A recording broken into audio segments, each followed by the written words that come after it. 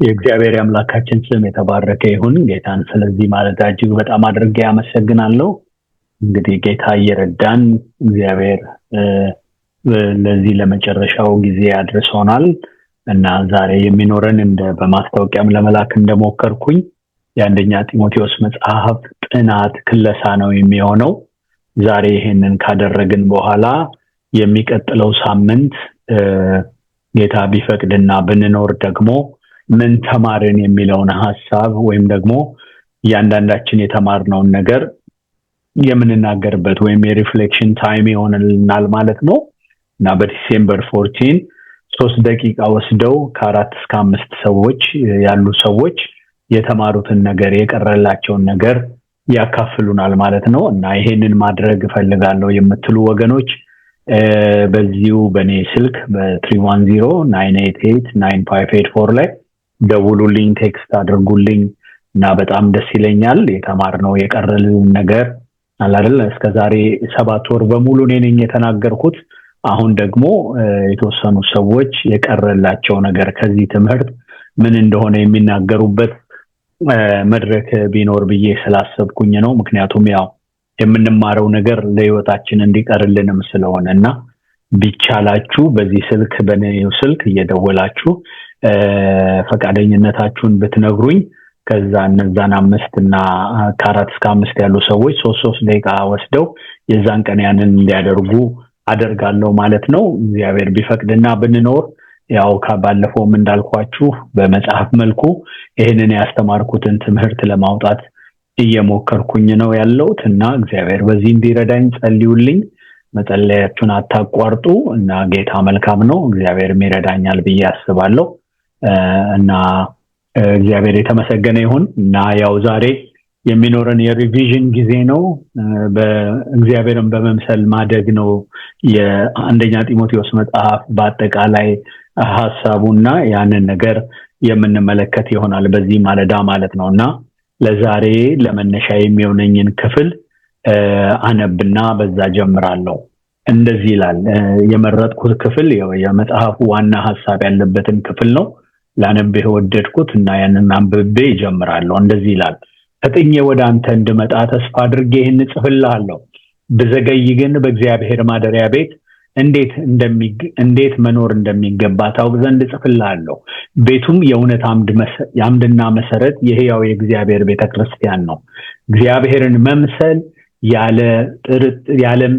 እግዚአብሔርን የመምሰል ምስጢር ያለ ጥርጥር ታላቅ ነው። በስጋ የተገለጠ በመንፈስ የጸደቀ ለመላእክት የታየ በአሕዛብ የተሰበከ በዓለም የታመነ በክብር ያረገ እያለ ጳውሎስ ይናገራል ማለት ነው። እና የአንደኛ ጢሞቴዎስ መጽሐፍ በጥቅሉ በዚህ ሐሳብ ላይ ወይም እግዚአብሔርን መምሰል በሚለው ሐሳብ ላይ ያጠነጠነ መጽሐፍ ነው። የአንደኛ ጢሞቴዎስ መጽሐፍ እንደምናውቀው ከዚህ በፊት እንደተማርነው የአዲስ ኪዳን 15ኛው መጽሐፍ ነው። በ6 ምዕራፎች የተከፋፈለና በውስጡ 113 ጥቅሶችን 2269 ቃላቶች የተዋቀሩበት ክፍል ነው ወይም መጽሐፍ ነው።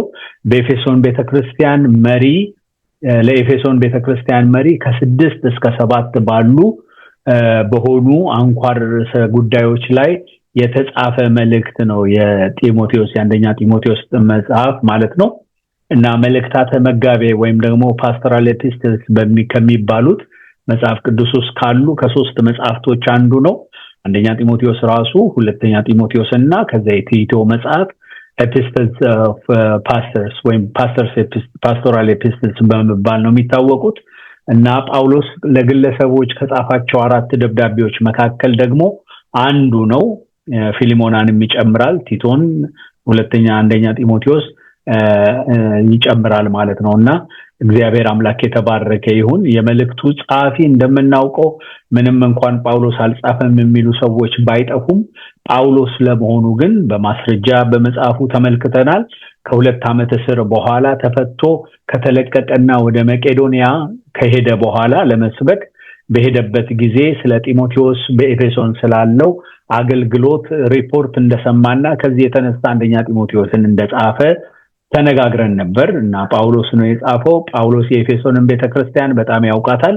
ለ3 ዓመታት በዛች ቤተክርስቲያን ቁጭ ብሎ አገልግሏቸዋል እና የሐዋርያት ሥራ ምዕራፍ 19 ላይ ሄዳችሁ ብትመለከቱ ይሄንን ሐሳብ ታገኛላችሁ እና በኤፌሶን ለ3 ዓመት ቁጭ ብሎ ካገለገለና ከተለያቸው ከ8 ዓመት በኋላ ነው የጻፈው ይሄንን መጽሐፍ እና ከ63 እስከ 65 ባለው ዓመተ ምህረት ውስጥ እንደተጻፈ ይገመታል ማለት ነው የአንደኛ ጢሞቴዎስ መጽሐፍ የመልእክቱ ተቀባይ ጢሞቴዎስ ነው ጢሞቴዎስ መንፈሳዊ ልጄ ያለ ጳውሎስ የሚጠራው ወጣት ነውና ጢሞቴዎስ የቃሉ ትርጉም ወይም የስሙ ትርጉም ቲም የሚለው ወይም ደግሞ ቲመን የሚለው የሚያከብር ማለት ነው ቲዮስ ማለት እግዚአብሔር ማለት ነው ወይም ደግሞ መለኮት ማለት ነው እና እግዚአብሔርን የሚያከብር የሚል ስያሜ እንደሆነ እንመለከታለን ማለት ነው የልስጥራን ተወላጅ ነው አሁን ኤዥያ ማይነር ውስጥ ያለች ሞደርን ተርኪ ማለት ነው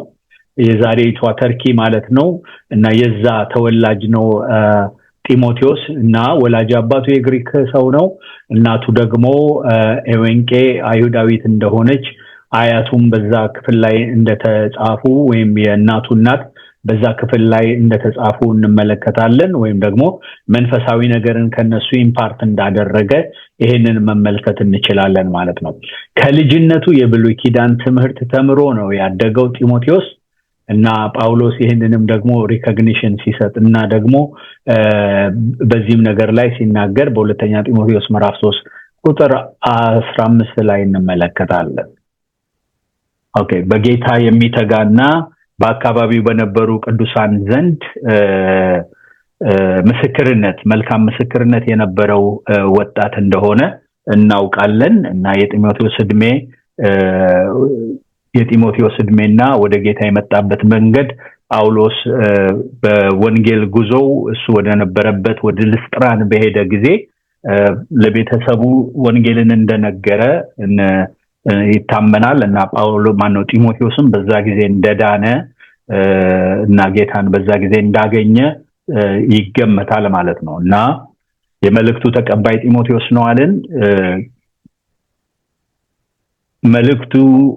የመልእክቱ ቁልፍ ጥቅስ ቀደም እንዳነሳውት እና እንዳነበብኩት እግዚአብሔርን የመምሰል ምስጢር ያለ ጥርጥር ታላቅ ነው በስጋ የተገለጠ በመንፈስ የጸደቀ ለመላእክት የታየ በአሕዛብ የተሰበከ በዓለም የታመነ በክብር ያረገ እያለ እግዚአብሔርን መምሰል እንደሚያስፈልግ እና እግዚአብሔርን መምሰል የሚለውን ነገር ከብዙ አቅጣጫ እያነሳ ጳውሎስ ለዚህ ለወጣት አገልጋይ ሲነግረው እንመለከታለን ማለት ነውና መጽሐፉ ዋና ሐሳብ እግዚአብሔር መምሰል የሚለው ሐሳብ እንደሆነ ተመልክተናል እና የመጽሐፉ ጭብጥ ወይም ደግሞ ዋና መልእክቱ ምንድነው ብለን ብንጠይቅ ክርስቶስ ተኮር የሆነ ተግባራዊነት የተሞላው እግዚአብሔርን መምሰል ይኑር አይደል ክርስቶስ ተኮር የሆነ ተግባራዊነት የተሞላው እግዚአብሔርን መምሰል ይኑር እግዚአብሔርን መምሰል ተግባራዊ ነው በእለት ኑሯችን የሚገለጥ ነውና እንዴት እንግለጥ ያንን እንዴት እናሳይ የሚለውን ነገር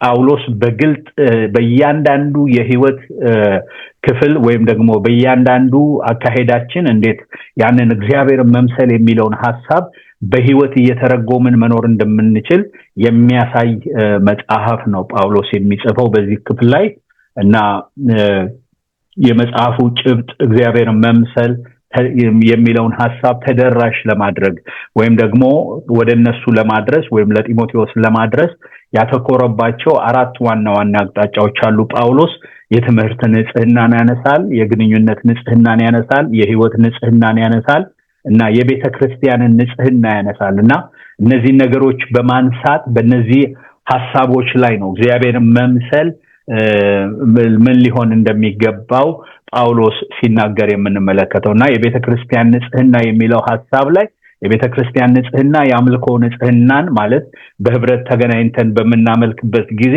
ሊኖር ስለሚገባ ንጽህና ለምሳሌ ሴቶች በምን አይነት ልብስ መልበስ እንዳለባቸው የሚያነሳው ጳውሎስ ከዛ ተነስቶ ነው በአምልኮ ስፍራ ላይ ሊሆን ስለሚገባው ትክክለኛ ወይም ደግሞ ተገቢ አለባበስ ያነሳልና ስለዚህ ጳውሎስ የቤተክርስቲያንን ንጽህና ያነሳል፣ የአመራርን ንጽህና ያነሳል ማለት ነው። እና ጳውሎስ እግዚአብሔርን መምሰል የሚለውን ዋና ሐሳብ ሊያነሳ የፈለገበት ምክንያት በኤፌሶን ቤተክርስቲያን የሚከተሉ ተግዳሮቶች ስለነበሩ የሐሰት ትምህርቶች ነበሩ፣ የስነ ምግባር ብልሹነት ነበረ፣ ዓለማዊነት ነበረ እና ጳውሎስ ከዚህ ተነስቶ ነው እና እነዚህን ስላይዶች ታስታውሷቸዋላችሁ ብዬ አስባለሁ።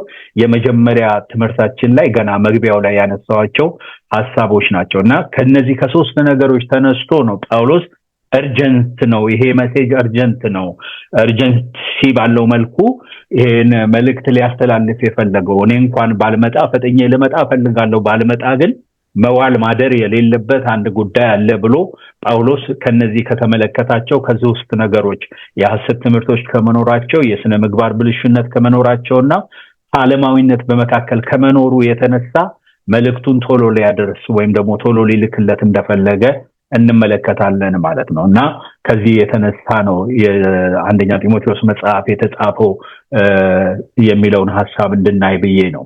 እና በኤፌሶን የነበሩ የሐሰት ትምህርቶች ነበሩ፣ ቤተክርስቲያኗን ያናወጡ የነበሩና ወጣቱን አገልጋይም ደግሞ ቻሌንጅ ያደረጉ ወይም ወጣቱ በአገልግሎቱ ወደፊት እንዳይሄድ የሚያደርጉ ተግዳሮት የሆኑ አገልግሎቶች ነበሩ። ማነው መንፈሳዊ እንቅስቃሴ የሚመስሉ ግን ያይደሉ ነገሮች ነበሩ። ከነዛ መካከል የሕግ አስተማሪዎች ነበሩ። በመካከል መዳን በክርስቶስ ብቻ ሳይሆን ሕጉንም ደርበን ክርስቶስ ፕላስ በሚል አላለ ሕጉንም መጠበቅ ያስፈልገናል የሚሉ ከይሁዲነት የመጡ ነገር ግን ደግሞ ፈጽመው ከይሁዲነት ደግሞ ያልተገላገሉ ወይም ያልተላቀቁ ሰዎች ነበሩ እና ጳውሎስ እነሱንም በመካከል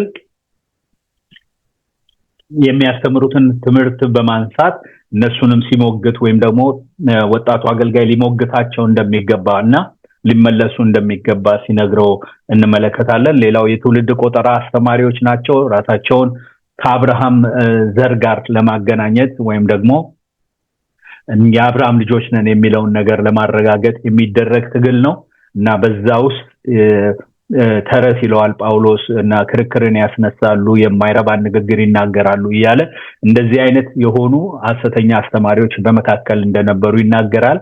ኖስቲሳውያን ነበሩ ደግሞ ከዛ ባለፈ የትውልዶችን ቆጠራ ልምምድ አድጎ ወደ ኖስቲሲዝም ገብቶ ስለነበረ ወይም ወደዛ ከፍታ አድጎ ስለነበረ ያንን የሚያራምዱ ሰዎች በመካከል ነበሩ ማለት ነው።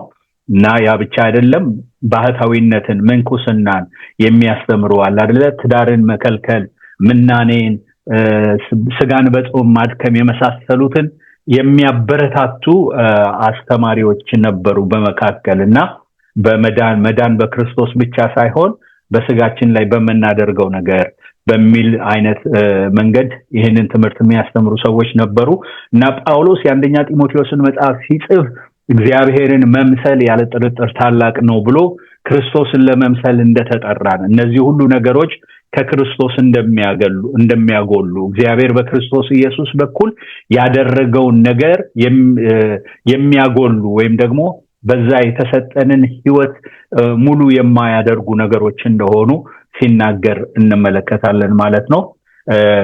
ከዚህ በኋላ ምዕራፎቹን አንድ በአንድ እንድንመለከታቸው ነው የፈለኩት። ይሄ እንዳለ ጀነራል የሆነው ነገር ነው እና ጳውሎስ ይሄንን ካለ በኋላ እነዚህን እስካሁን ያነሳዋቸውን ሐሳቦች ኢን ዲቴል የተለያዩ ርዕሰ ጉዳዮችን በማንሳት በመካከል ይሄ እግዚአብሔር መምሰል የሚለው ጉዳይ በደንብ ሰርጾ በኤፌሶን ቤተክርስቲያን ባሉ ምዕመናን መካከል አላደል ስር የሰደደና የጠለቀ ነገር እንዲሆን ከብዙ አይነት የህይወት ልምምዳቸው እየተነሳ ሲያስተምራቸው እንመለከታለን። ወደ ፐርሰናል ላይፋቸው ይገባል፣ ወደ ቤተክርስቲያን ወደ ህብረት ነገራቸው ይገባል፣ ወደ ቤተክርስቲያናዊ አስተዳደራቸው ይገባል። ወደማይገባበትና የማይነካው ነገር የለም። በሀብት ላይ ስላሉ ሰዎች ይናገራል፣ በድህነት ላይ ስላሉ ሰዎች ይናገራል። እንግዲህ ቤተክርስቲያን መልታ የሆነ ከለር ያላት ቤት ነችና እያንዳንዱን አድሬስ ሲያደርግ ግን ሁሉም አንድ የሚገምዳቸው አንድ የሚያደርጋቸው ነገር እግዚአብሔር መምሰል እንደሆነ አለ አይደለ። ሁሉም በመጣበት ማንነት ውስጥ ሆኖ ግን እግዚአብሔር መምሰል ኦፕሽን እንዳልሆነ ሁሉም ለዚህ ህይወት እንደተጠራ ጳውሎስ ይናገራል ማለት ነውና ያንዳንዱ በድህነት ውስጥም ያለው እና በሀብትም ውስጥ ያለው እና በተለያየ የህይወት ደረጃ ላይ ያሉ አማኞች በሙሉ አንድ አቮይድ ማድረግ የማይችሉት ነገር በህይወት ምንድነው? ክርስቶስን መምሰል ነው። ለዚህ ነው የተጠሩት ብሎ ጳውሎስ ሲናገር እንመለከታለን። በምዕራፍ 1 ላይ የሐሰት ትምህርትን መከላከልና ጳውሎስ የግል የህይወት ታሪኩን ሲናገር ነው የምንመለከተው። የሐሰት አስተምሮ ጳውሎስ ጢሞቴዎስን በኤፌሶን እንዲቆይና ሐሰተኛ ትምህርቶችን እንዲከላከል የትምህርቶቹን ፍሬና ዓላማ እንዲገልጥ ያዘዋል። በኤፌሶን አስቀመጥኩ ይለዋል እና ያስቀመጠበት ምክንያት ደግሞ ያው በኤፌሶን ቤተክርስቲያን የነበሩትን የሐሰት ትምህርቶች ዲፌንድ እንዲያደርግ እንደሆነ ተመልክተናል ማለት ነውና አንድ የተጠራ የእግዚአብሔር ሰው አንደኛው መለያው ምንድነው? በህዝቡ መካከል ወይም በሚያገለግለው ማህበረሰብ መካከል ሐሰተኛ የሆኑ ክርስቶስን የማይገልጡ ነገሮች ሲመጡ ያንን በትክክለኛ ትምህርት መመከት አንድ የተጠራ ሰው ኃላፊነት ነው የሚለውን ነገር ተመልክተን ነበርና ጳውሎስም በዚህ ክፍል ላይ ያንን ነገር ሲናገር እንመለከተዋለን። ግን ይሄንን ስታደርግ ይለዋል ከንጹህ ልብና ከጥሩ ህሊና ከግብዝነት ከሌለበት እምነት የሚወጣ ፍቅር ሊሆን ያስፈልገዋል አይደል? ለመመለስ በምንሄድበት ጥረት ውስጥ ሐሰተኞች የሆኑ ሰዎችን ወይም ደግሞ ከመንገድ የወጡ ሰዎችን በምንመልስበት አካሄድ ውስጥ አንድ በጣም ሹር መሆን የሚገባን ነገር ምንድነው? የምናደርገው ነገር ከንጹህ ልብና ከጥሩ ህሊና ግብዝነትም ከሌለበት እምነት የሚወጣ ፍቅር እንደሆነ ሊሆን እንደሚገባ ጳውሎስ ለጢሞቴዎስ በዚህ ክፍል ላይ ይነግረዋል ማለት ነው።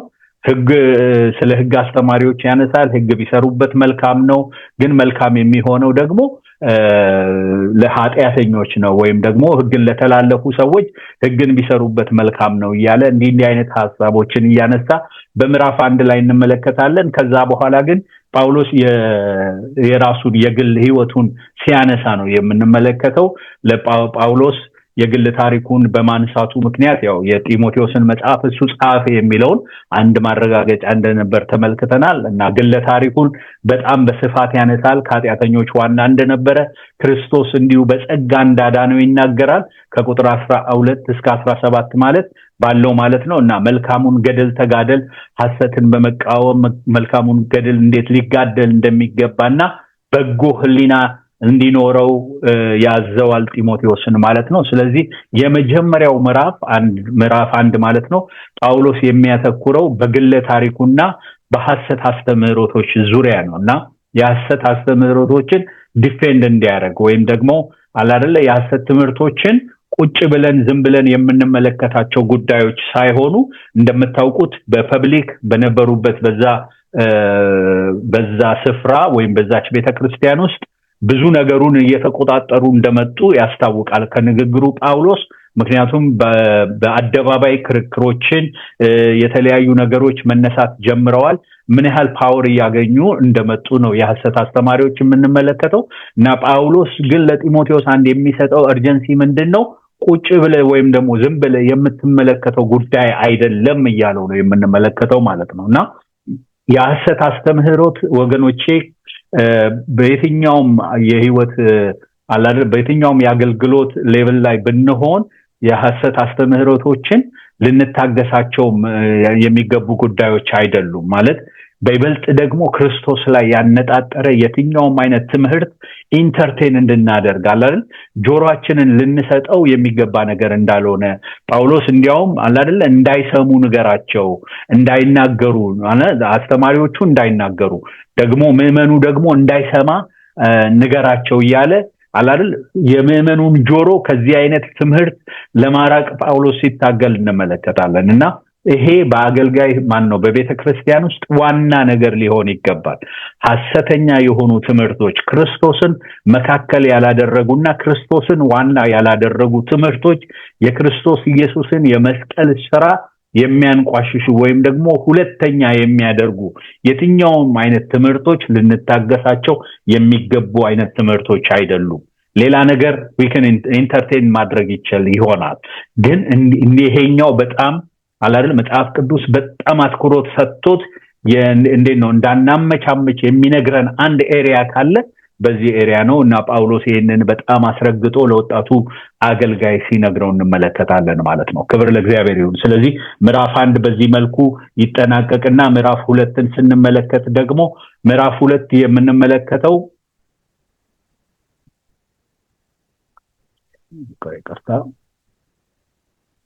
ምዕራፍ 2 በአምልኮ ውስጥ ሊኖር ስለሚገባ ስርዓትና የጸሎት አስፈላጊነት ነው ጳውሎስ የሚናገረው።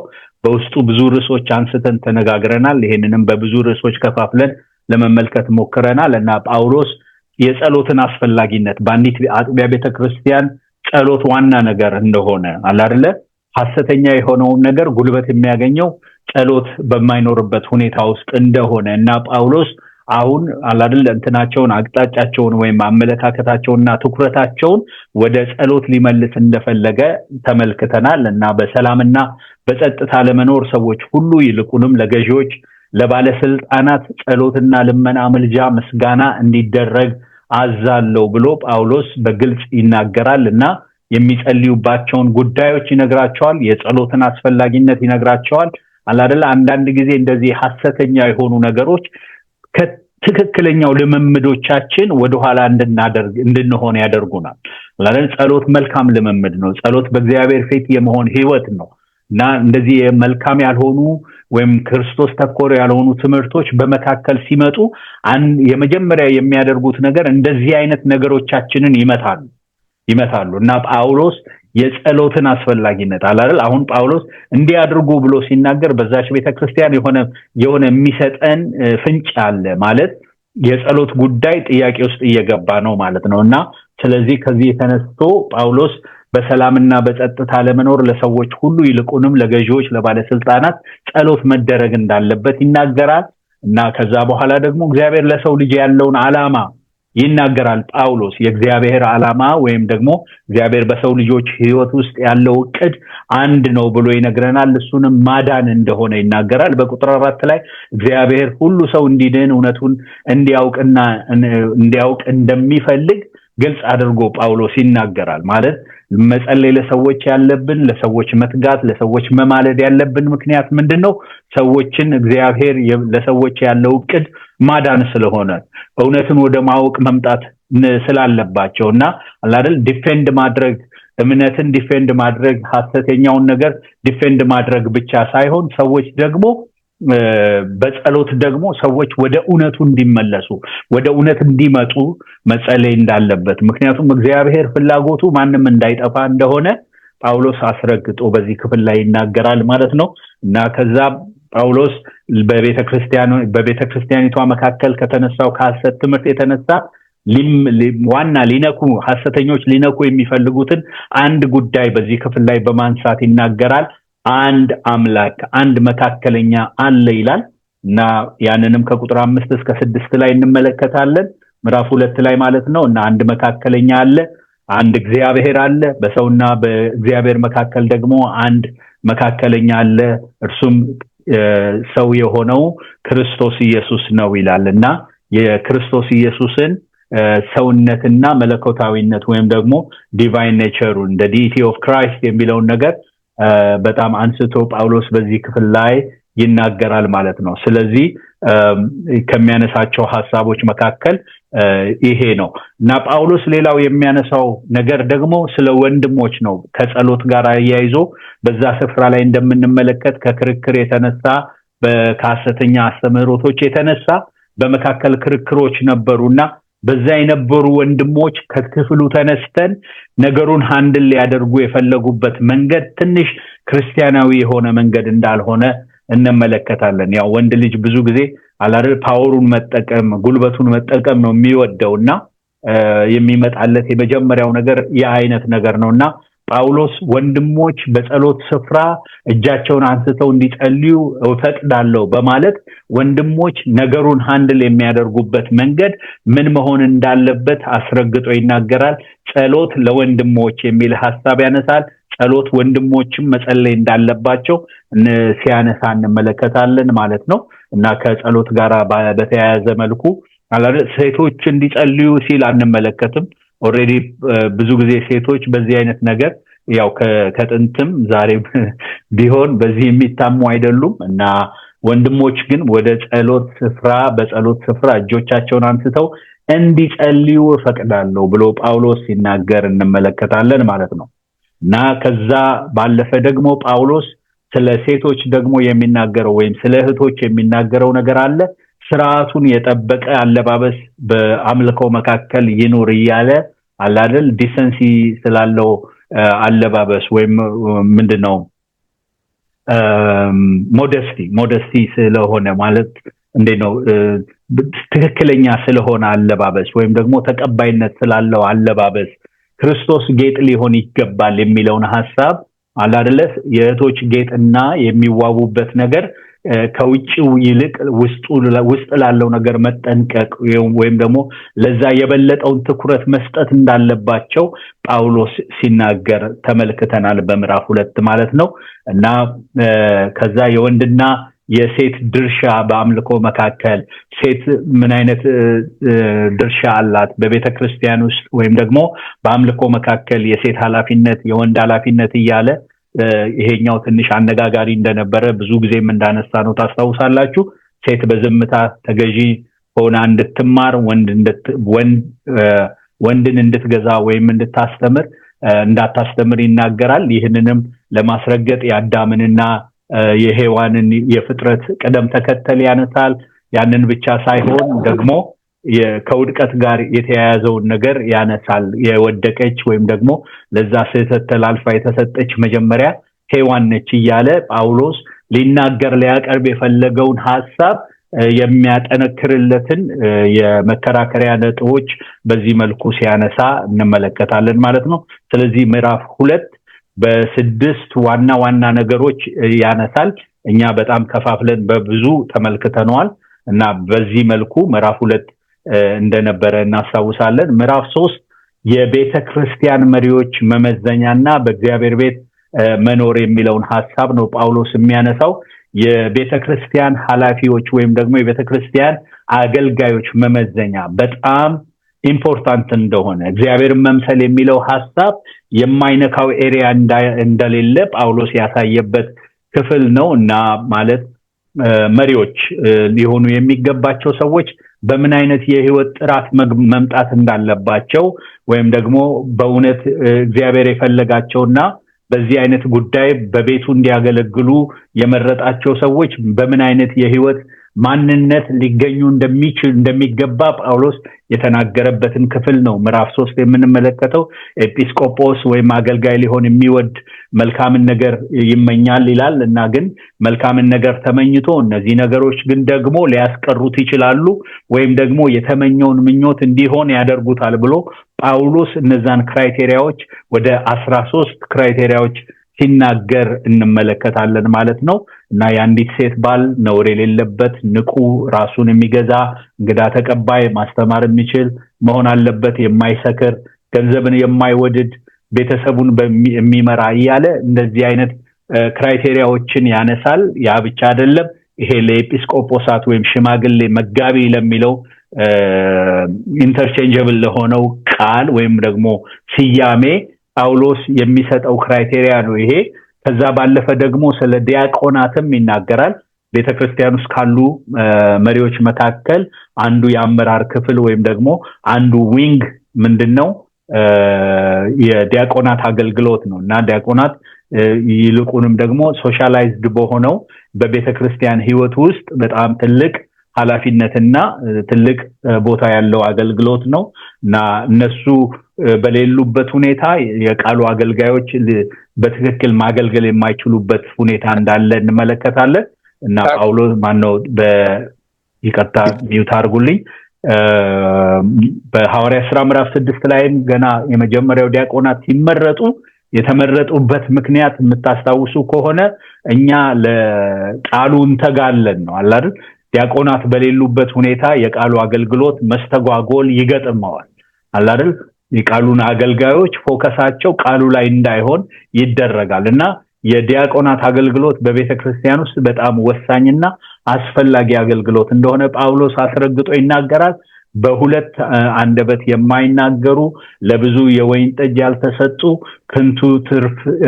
ከንቱን ወይም ትርፍ ንግግር የማይወዱ ንጹህ ሕሊና ይዘው እምነትን ምስጢር የሚይዙ ወይም የሚጠብቁ ሊሆኑ እንደሚገባ እነዚህ ሰዎች ተፈትነው ወደዚህ አገልግሎት ሊገቡ እንደሚገባቸው ጳውሎስ አስረግጦ ይናገራል። እና ጳውሎስ በምዕራፍ 3 ከሚያነሳቸው ሐሳቦች መካከል እነዚህን ሁለት ሐሳቦች ካነሳ በኋላ በሶስተኛ ደረጃ በጣም ትልቅ ሆኖ የምናየው በዛ ምዕራፍ ውስጥ በእግዚአብሔር ቤት መኖር የሚለው ሐሳብ ነው።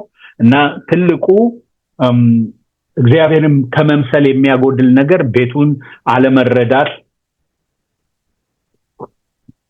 የእግዚአብሔርን ቤት አለመረዳት እንደሆነ ጳውሎስ ቤቱ የእውነት አምድና መሰረት ያለው ቤት እንደሆነ፣ የክርስቶስ ቤት እንደሆነ፣ የእግዚአብሔር ቤት እንደሆነ አላረ ቤቱ ባለቤት እንዳለው፣ ቤቱ ማንነት እንዳለው፣ በቤቱ ውስጥ የሚኖሩ ሰዎች ደግሞ ምን አይነት ህይወት እንደሚጠበቅባቸው ጳውሎስ በዛ ክፍል ላይ የተናገረ በጣም ሰፋ ያለ ክፍል ወይም ደግሞ ሰፋ ያሉ ነገሮችን ማለት በአጭር ቁጥር ውስጥ በሁለት ቁጥሮች ውስጥ ግን በጣም አንኳር የሆኑ ነገሮችን አንስቶ ጳውሎስ ይመለከታል። እኛ በሁለት ከፍለን ተመልክተናቸው ነበር። አስተዋወሳችሁ? በእግዚአብሔር ቤት መኖር፣ በማወቅ መኖርና በመምሰል መኖር ብለን ምን እንወቅ የሚለውን ተነጋግረን ነበር። ከእንደገና ደግሞ ምን እንምሰል አይደል? በማወቅ ብቻ ሳይሆን የምናውቀው ነገር ተተርጉሞም ደግሞ በህይወት ልንኖር ያስፈልጋል በእግዚአብሔር ቤት ውስጥ ብለን ያንን ነገር ተነጋግረን ነበር። በመጨረሻ ጳውሎስ የሚያነሳው በዚህ በምዕራፍ 3 ላይ የመጽሐፉን ሙሉ ሐሳብ የሚገልጥልን ክፍል ነው። ክርስቶስን መምሰል ወይም እግዚአብሔርን መምሰል የሚለውን ሐሳብ ያነሳዋል። ማንን ነው የምንመስለው? እግዚአብሔርን መምሰል ነው መምሰል እንዳለብን ይነግረንና ግን ያ እግዚአብሔር ልንመስለው የተጠራንለት እግዚአብሔር ማን ነው ካልን ራሱ ክርስቶስ ኢየሱስ ነው። በስጋ የተገለጠ ነው፣ በመንፈስ የጸደቀ ነው፣ ለመላእክት የታየ ነው፣ በአሕዛብ ዘንድ የተሰበከ ነው፣ በዓለም የታመነበት ነው፣ በክብር ደግሞ ያረገ ነው እያለ ክርስቶስን ትክክለኛውን ክርስቶስ እንድንመስለው መጽሐፍ ቅዱስ ማለት ጳውሎስ በዚህ ክፍል ላይ ምዕራፍ 3ን በዚህ መልኩ ሲዘጋ ነው የምንመለከተው። ክብር ለእግዚአብሔር ይሁን። ምዕራፍ 4ን ስንመለከት በመጨረሻው ዘመን የሚመጡ የሐሰት አስተማሪዎችና የመንፈሳዊ አገልጋይነት መመሪያዎችን ነው የሚያነሳው። ጳውሎስ የመጨረሻው ዘመንና የሐሰት ትምህርቶችን ያነሳል። መጀመሪያ የመንፈስ ቅዱስ ለመጨረሻው ዘመን ያለውን ድምጽ ይናገራል። መንፈስ በመጨረሻው ዘመን እያለ በግልጥ እንደሚናገር አንዳንድ ሰዎች ከእምነት እንደሚርቁ እና አስመሳይ በሆነ በሚያታልል የመናፍስት ትምህርቶችና የአጋንንትን ትምህርቶች እንደሚከተሉ ይናገራል። እና መንፈስ ቅዱስ ለኋለኛው ዘመን ያለውን ድምጽ ጳውሎስ ሲያስተጋባ ነው የምንመለከተው። ከዛ የተነሳ ደግሞ ጳውሎስ በዛ በመጨረሻው ዘመን የሚኖረውን የሐሰት ትምህርት ወይም ደግሞ የሐሰት አስተማሪዎች ባህሪያት ሲያነሳ ነው የምንመለከተው። በዛ ክፍል ላይ ማግባትንና የተወሰኑ ምግቦችን የሚከለክሉ ይሄን ብላ አትብላ የሚል አይነት ትምህርት ያለበት አይነት ትምህርት እንደሚመጣ በመጨረሻው ዘመን ማግባትን የሚከለክል አይደል? እንደዚህ አይነት ሐሰት ትምህርቶች እንደሚመጡ ጳውሎስ ይናገራል። እግዚአብሔር የፈጠረው ግን መልካም እንደሆነና በንጹህ ሕሊና ከተከተልን የምንከለከለው ነገር እንደሌለ ጳውሎስ በዛ ክፍል ላይ በጣም ግልጽ ያደርጋል ማለት ነው። እና በምዕራፍ 4 ከሚያነሳቸው ዋና አንኳር ሐሳቦች መንፈስ ቅዱስ ለመጨረሻው ዘመን ያለውን ድምጽ፣ የሐሰተኛ አስተማሪዎችን በተመለከተ ያለውን ድምጽ በጣም ያስተጋባል። ያ ብቻ አይደለም፣ አገልጋይና የእግዚአብሔር ቃል ብሎ ያነሳል። አገልጋይና የእግዚአብሔር ቃል ምን ሊሆኑ ይገባል ብሎ ያነሳል ጳውሎስ እና በይበልጥ ለጢሞቴዎስ ይመክረዋል። ከእግዚአብሔር ቃል ጋር ሊኖረው ስለሚገባ ቁርኝት በጣም አንስቶ ሲነግረው እንመለከታለን። አንብብ ይለዋል፣ እመነው ይለዋል፣ ቃሉን አስተምር ይለዋል እና ለትምህርትና ለቃሉ ተጠንቀቅ ይለዋል አይደል? የምታነበው ነገር ነው፣ የምታምነው ነገር ነው፣ የምታስተምረው ነገር ነው፣ የምትጠነቀቅለት ነገር ነው ይለዋል። እና የእግዚአብሔር ቃል መካከለኛ ያደረገ አገልግሎት እንዲኖረው ጳውሎስ ለጢሞቴዎስ የሚመክርበትን ምክር ነው በዚህ ክፍል ላይ የምንመለከተው።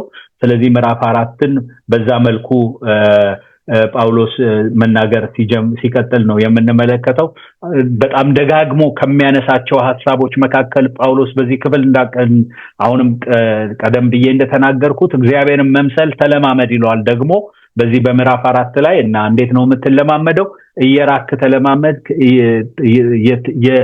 በመራቅ ተለማመድ ይለዋል። እና መለማመድን ደግሞ አላለ ኤክሰርሳይዝ ማድረግን እግዚአብሔርን መምሰል ኤክሰርሳይዝ ማድረግህን አትተው ይለዋል።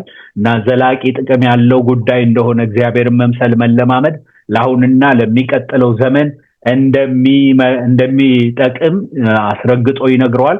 እና ከቁጥር 7 እስከ 8 ያንን ነው የምንመለከተው።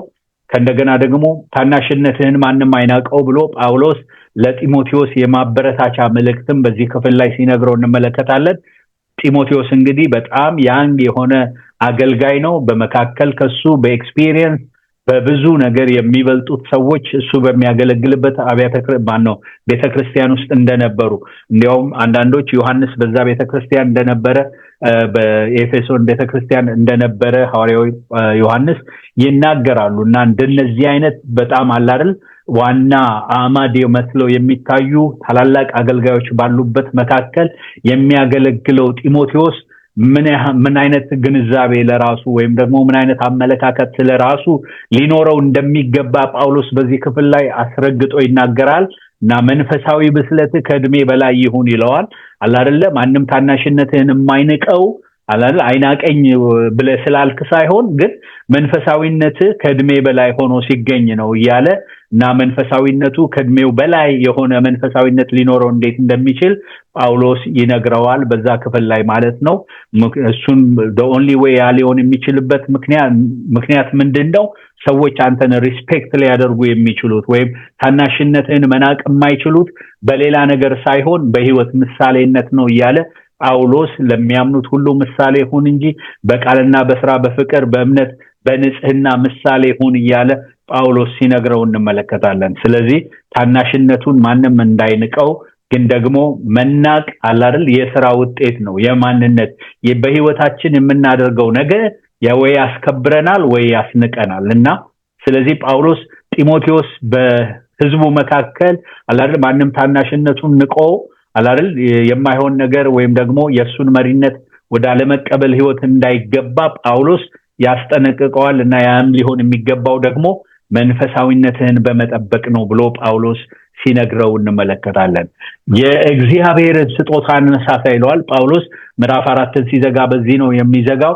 እና የእግዚአብሔርን ስጦታ አነሳሳ ይለዋል ጳውሎስ በጢሞቴዎስ ህይወት እግዚአብሔር ያስቀመጠው ነገር እንዳለ ከማንም በላይ የተረዳ ሰው ነው። እና ደግሞ እግዚአብሔርም ሲናገር በመካከል ጳውሎስ ተገኝቶ እነዛን ነገሮች አረጋግጧል። በአንተ ላይ የእግዚአብሔር ስጦታ አለ አይደለ? በአያቴ የነበረ አሁን ደግሞ በአንተ ላይ አለና እጅ በመጫን እያለ በትንቢት የተቀበልከውን ወይም ደግሞ በትንቢት ስላንተ የተነገረውን እያለ ጳውሎስ እግዚአብሔርም ሲናገር እንደሰማ ደግሞ በህይወቱም ደግሞ እንደተመለከተ ይነግረዋል ማለት ነው። የተቀበልከው ስጦታ አለ ይለዋል። እና የእግዚአብሔር ስጦታ ነው። የእግዚአብሔር ስጦታ ደግሞ አላለ የተቀበልነው ነገር አክቲቬት የምናደርገው የምንጠቀምበት ነገር ነው እንጂ የሚቀመጥ ነገር አይደለም። ወይም ደግሞ ልንጠቀምበት ነው እግዚአብሔር የሚሰጠን ብሎ ሲነግረው እንመለከታለን። ስለዚህ ቸል አትበል ይለዋል። ስጦታውን ቸል አትበል ይለዋል። ስጦታው ለሁሉ ይጠቅማል ይለዋል። ማለት ይሄ ስጦታ ቢገለጥ በህይወት እግዚአብሔር ያስቀመጠው ስጦታ ቢገለጥ የሚጠቅመው ሁሉን ነው።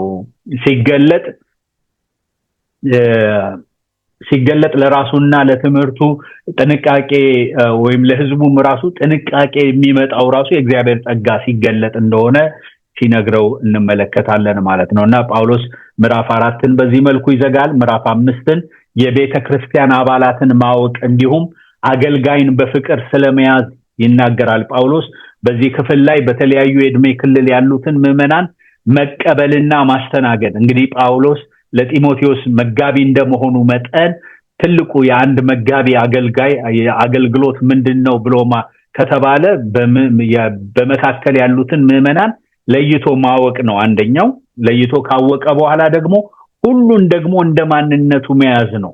አላደለ በዛች የኤፌሶን ቤተክርስቲያን ውስጥ በጣም ብዙ አይነት ሰዎች አሉ። የእድሜ ባለጸጎች ነበሩ፣ ያንጎች አሉ፣ ጎልማሶች ይላቸዋል፣ ጎልማሶች አሉ፣ ከእንደገና ደግሞ ወጣት እህቶች አሉ እና ከነዚህ ሰዎች ጋራ በተለያየ እድሜ ክልል ካሉ ሰዎች ጋራ ጳውሎስ መጋቢው ሊኖረው ስለሚገባው ግንኙነት ነው በዚህ ክፍል ላይ የሚነግረው።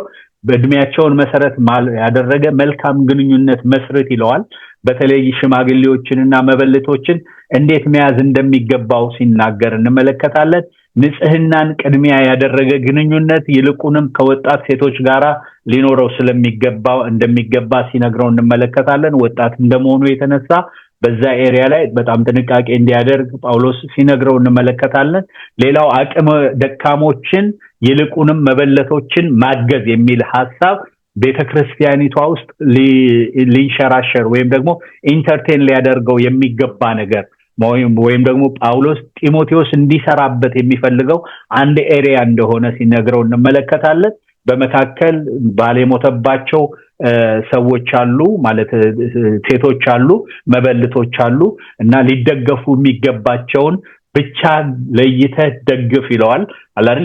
ሰው የቤተክርስቲያን እንዴት ነው ሸክም እንዲሆኑ ሰዎች ጳውሎስ አያበረታታም። ግን ደግሞ ከአቅም በላይ የሆነ ችግር ያለባቸውን ሰዎች አይደል የሚረዳቸውን የሌላቸውን ሰዎች ደግሞ ጳውሎስ ጢሞቴዎስ ቤተክርስቲያኒቷ የኤፌሶን ቤተክርስቲያን እነዚህን ሰዎች ቸል እንዳትል በዚህ ክፍል ላይ ይናገራል ማለት ነው እና ሊደገፉ የሚገባቸውን ብቻ ለይተደግፍ ይለዋል። ከደገና ደግሞ መበለት የልጅ ልጆች ካሏቸው ግን አይደል የሚረዳቸው ሌላ ይሄንን ኃላፊነት ሊቀበል የሚችል ሰው ካለ ግን ይሄንን ኃላፊነት ቤተሰቦቻቸው ቢወስዱ ብሎ ጳውሎስ ይናገራል። ወጣት መበለቶች ግን እንዲረዱ ይሄ መስፈርቱ እነሱን እንደማያካትት ጳውሎስ በዛ ክፍል ላይ ይናገራል። ያም የሆነበት ምክንያት ሐሳባቸውን በመካከል ይቀይራሉ ወይም ይለውጣሉ። የማግባት ነገር አይደል ወደፊት የራሳቸውን ህይወት የመመስረት ነገር ስለሚመጣ እነሱ እርዳታ ያስፈልጋቸውም የሚል አይነት እንድምታ ያለው አገላለጽ ጳውሎስ ሲገልጽ እንመለከታለን ማለት ነው። እና በመጨረሻው በምዕራፍ 4 ላይ በምዕራፍ 5 ላይ የምንመለከተው ነገር ጳውሎስ በመልካም የሚያስተዳድሩ አገልጋዮችን የሚገባውን ስለማድረግ አይደል በቤተክርስቲያን ውስጥ የሚለፉትን በመልካም የሚያስተዳድሩትን ሸማግሌዎች በተለይም በቃል በማስተማር የሚደክሙትን እጥፍ ድርብ ይገባቸዋል ብሎ አይደል ጳውሎስ የኤፌሶን ቤተክርስቲያን የሚያገለግሏትን ሰዎች የተወች ቤተክርስቲያን እንዳትሆን በዚህ ምክንያት አገልጋይ አይደል ከሚያገለግለው ከወንጌል ከሆነው ነገር እንዳይስተጓጎል ጳውሎስ ይሄንን በማንሳት ይናገራል። ያልተጣራ ክስ በአገልጋይ ላይ አትቀበል ይለዋል። ማለት ሁሉ አይነት ክሶች ወይም ደግሞ በሁለት ወይም በሶስት ምስክር ካልሆነ በስተቀር በሽማግሌዎች ላይ ክስን አትቀበል እያለ ጳውሎስ ሲነግረው እንመለከታለን። የሚስት አገልጋይ ይገሰጽ ይለዋል በዛ ክፍል ላይ እና ከእንደገና ደግሞ አድሎ የሌለበት አገልግሎት ይሰጥ በቤተክርስቲያኗ ውስጥ ይለዋል። ሌላው በችኮላ ማንንም አትሹም ብሎ ሲነግረው እንመለከታለን። በቶሎ በማንም ላይ እጅ እንዳይጭን ወይም ደግሞ ሹመትን እንዳይሰጥ ጳውሎስ በዚህ ክፍል ላይ ሲናገር እንመለከታለን ማለት ነው። ስለዚህ ምዕራፍ 5ን ጳውሎስ በዚህ መልኩ ይጨርሳል። ምዕራፍ 6ን ነው የምንመለከተው። ምዕራፍ 6 በአሰሪና በሰራተኛ መካከል ሊኖር ስለሚገባው ግንኙነት ነው የሚያወራው። ባሮችና ጌቶች እያለ በዛ ዘመን በነበረው ኮንቴክስት ያንን ነገር እያነሳ ሲናገር ነው የምንመለከተው። ስለዚህ አሰሪዎቻችሁን አክብሩ የሚል ትዕዛዝ ጳውሎስ ሲሰጥ እንመለከታለን። ባሪያዎች ለጌቶቻችሁ ተገዢ እንዲሆኑ በጣም ጳውሎስ ይናገራል። ያንንም በስፋት ተመልክተናል እና ክርስቲያን የሆኑ ወደ ቤተክርስቲያን ጌታን አምነው የመጡ ጌቶችም ባሮችም ስለነበሩ በቤተክርስቲያኒቱ ውስጥ አሁን ህይወትን ጌታን ኢየሱስ ክርስቶስን ከተቀበሉ በኋላ በፊት ባሪያና ጌታ በሚለው ሕሳቤ ብቻ ሳይሆን ዛሬ ደግሞ ወንድማማች በሚለውም ሕሳቤ ውስጥ ስለተገኙ ያ ነገር ለውጥ እንዳያመጣ ማለት ምን ማለት ነው? ያልሆኑ ነገሮችን እንዳይፈጥር በመካከል አሁንም ቢሆን ለጌቶች መገዛት ወይም ደግሞ ለጌቶቻችሁ የሚገባቸው ነገር ባሮች ማድረግ እንዳለባቸው ጳውሎስ አስረግጦ ይናገራል ማለት ነውና ያም ብቻ አይደለም የሐሰት አስተማሪዎችን ገስጽ ይለዋል። ከቁጥር 3 እስከ 5 ድረስ ጤናማ ትምህርትን የማይቀበሉ ነገር ግን በትዕቢት በከንቱ ክርክሮች የሚተማሙትን ሐሰተኛ አስተማሪዎች ደግሞ ገስጽ እያለ ጳውሎስ በዚህ ክፍል ላይ ይናገራል ማለት ነው። እና አሁንም በድጋሚ የመጽሐፉ ዋና ሐሳብ ስለሆነ ጳውሎስ የሚያነሳው ነገር ምንድነው? እግዚአብሔርን መምሰል በመምሰል የሚገኘን እርካታ ያነሳል። ስለ ብልጥግና፣ ስለ ገንዘብ ወይም ደግሞ አላለ ስለ ሳቲስፋክሽን ያነሳና እግዚአብሔርን በመምሰል ከእርካታ ጋር ታላቅ ብልጽግና እንደሆነ ያስረዳል። ገንዘብን መውደድ የክፋት ሁሉ ስር እንደሆነ ብዙዎች በዚህ ተጠምደው ራሳቸውን በብዙ ስቃይ እንደወጉ ይገልጻል። ምግብና ልብስ ካለን ዋና በህይወት ቤዚክ የሆነው ነገር ካለን ይበቃናል አላል። ኑሮ ይበቃኛል ማለትን ለሚወደው ግን ለዚህ እግዚአብሔርን መምሰል ማትረፊያ ነው እያለ ጳውሎስ ሲናገር እንመለከታለን ማለት ነው። የእግዚአብሔር ሰው ሆይ ከዚህ ሽሽ ይለዋል ጳውሎስ ጢሞቴዎስ ሊሸሽና ሊከተለው ስለሚገባው ነገር በምዕራፍ 6 ላይ ያነሳል እና ተከታተል ይለዋል። ፍቅርን፣ ጽድቅን፣ እግዚአብሔርን መምሰል ተከታተል ይለዋል እና ራቅ የሚለው ነገር አለ። የሐሰተኛ አስተማሪዎች ከሚገኙበት አይነት የህይወት ማንነት ራቅ ብሎ ጳውሎስ ሲነግረው እንመለከታለን። ከቁጥር 11 እስከ 16 ያንን ነው የምንመለከተው። ለባለጠጎች የተሰጠና ጢሞቴዎስ አደራውን እንዲጠብቅ የተሰጠው ትእዛዝ ነው በመጨረሻው ክፍል ላይ የምንመለከተው። ከቁጥር 17 እስከ 21 ባለጠጎች በመልካም ስራ እንዲበለጽጉ ለጋስና ለማካፈል ዝግጁ እንዲሆኑ ጳውሎስ ይናገራል። እንዳይታበዩ ወይም ተስፋቸውን በጠፊ ሀብት ላይ እንዳያደርጉ ጳውሎስ ይናገራል። ያ ብቻ አይደለም። ጳውሎስ በመዝጊያው ለጢሞቴዎስ የሚነግረው ነገር ምንድነው? ከእንደገና የጻፈበትን ምክንያት ያስታውሰዋል እና አደራውን እንዲጠብቅ ወይም አደራውን እንዲጠብቅና አደራውን ዋና እንዲያደርግ ለጢሞቴዎስ ሲነግረው እንመለከታለን። አደራውን ለመጠበቅ አደራውን ወቅ ይለዋል። ከሐሰተኛ ትምህርት ራቅ ይለዋል። እግዚአብሔርን ካለመምሰል ራቅ ይለዋል። የጸጋው አብሮነት ካንተ ጋር ይሁን በማለት ምዕራፍ 6ን በዚህ ያጠናቀቃል ማለት ነው። ክብር ለእግዚአብሔር ይሁን። ስለዚህ አሁን ይህን መጽሐፍ ጨርሰን አጥንተን ስንጨርስ እግዚአብሔር ከኛ የሚፈልገው ነገር ምንድነው?